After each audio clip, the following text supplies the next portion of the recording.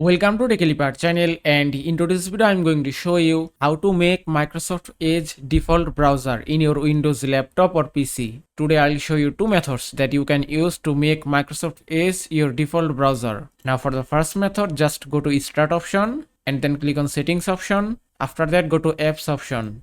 From here, click on Default Apps. After that, scroll all the way down and here you can see Web browser option. Then just click here.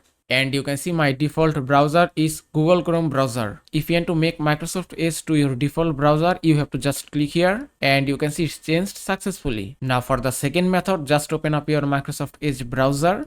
After open the browser, just click on three dots at the top right corner of your screen. From here, go to settings option. After that, click on default browser. And here at the top, you can find the option which is make Microsoft Edge your default browser. You have to just simply click on make default option and then click on Google Chrome option again, then select Microsoft Edge, and that's it. You can see it's changed successfully. And that is how you can make Microsoft Edge to your default browser in your Windows laptop or PC. I hope this video was helpful. If it was, please give it a thumbs up and don't forget to subscribe.